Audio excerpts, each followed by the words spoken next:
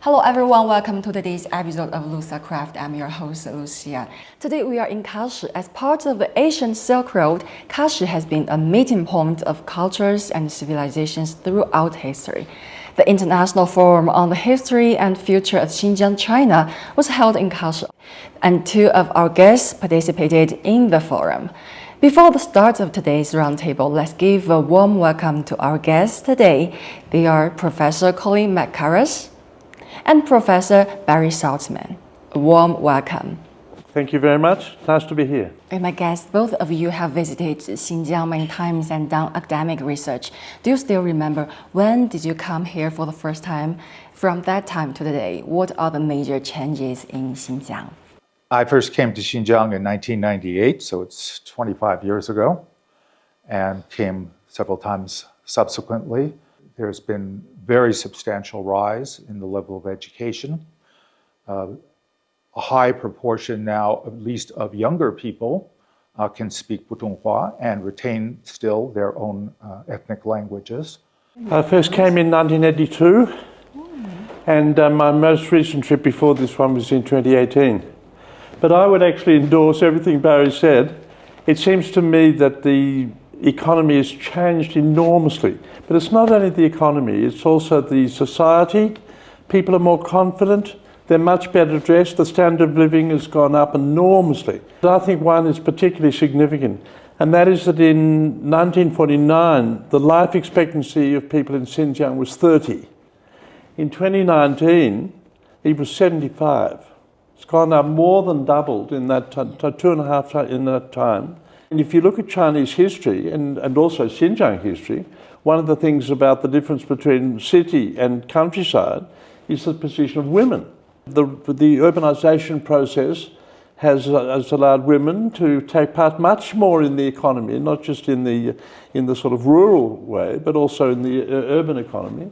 The traditions are still very much alive. Nowadays, all ethnic groups in Xinjiang strive to improve their living standards, realize self-fulfillment and progress together with the rest of the country. What role has China's regional ethnic autonomy system played in Xinjiang's economic and social modernization development?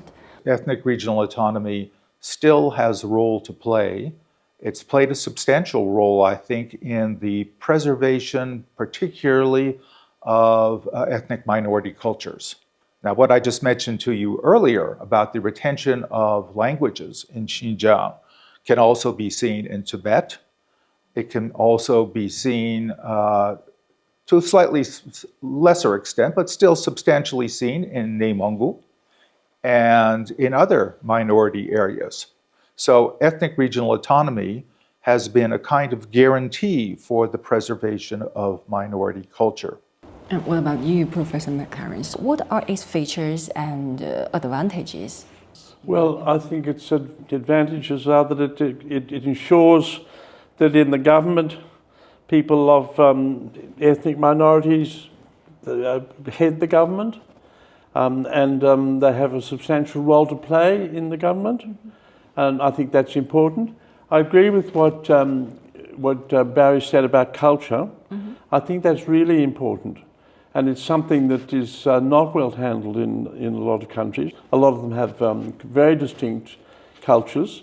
A lot of them have very good cultures. Let's take an example of performing arts. And I think that the training system is crucial to the survival. And I think that has benefited from the ethnic autonomy system. Which can invest money in those things. And of course, culture isn't the only thing. Another thing is health. Well, we can talk about that, and Barry mentioned that before. But that's my answer. I think it has done good things for the ethnic minorities in general, and I think it should be retained, and I'm confident that it will be retained. Kashi is right now becoming ever more popular with tourism. The locals are also becoming ever busier. In the current global economic environment, how do you think Xinjiang should adjust its economic development strategy to cope with external challenges? Well, I think in the first place, further development of agriculture in Xinjiang is very important because it this place actually has a great deal of agricultural potential, despite the fact that it is a place with very large deserts. The anti-desertification efforts that the Chinese government has made in Xinjiang, I think, are quite noteworthy. And there's been a lot of studies done about how the deserts have been contained and reversed. So given the very good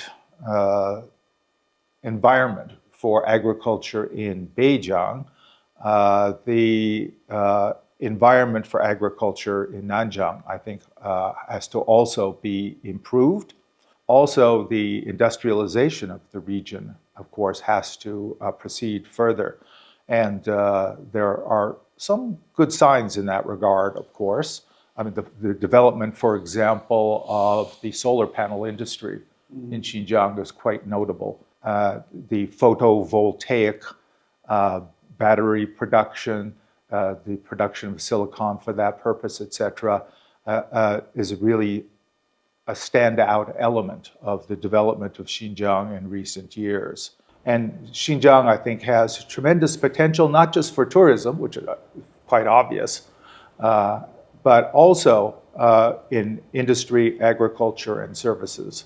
So all three of those pillars of the economy should receive very concerted attention, both by the local government and the central government.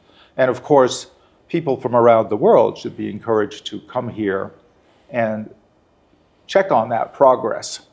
Xinjiang has always been an important hub of BRI, the Belt and Road Initiative.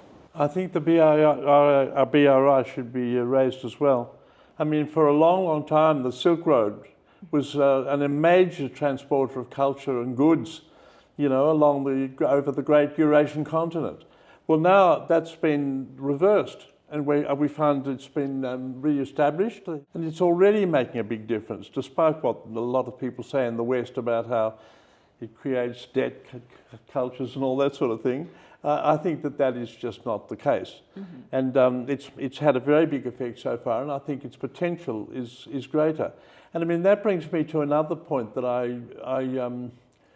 think should be at least flagged, and that is that the world geostrategic balance is changing.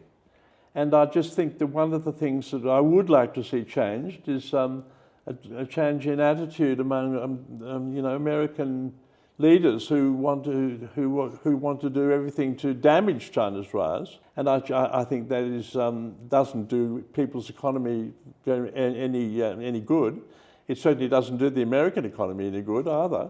And I think it would be better if they, were to change their approach and to be more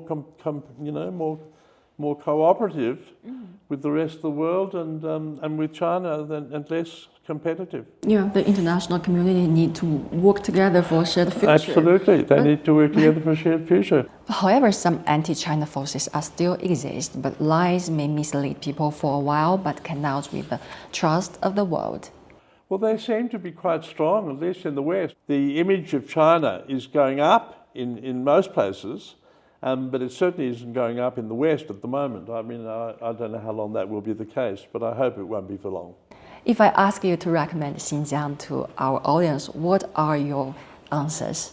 One of the great assets of Xinjiang is its people.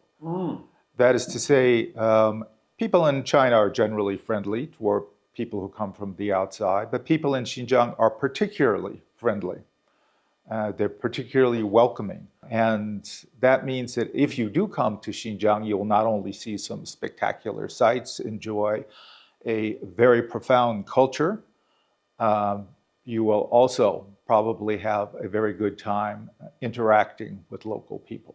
If you want to know the place, just go there, not to listen to the news, just do not read the newspapers.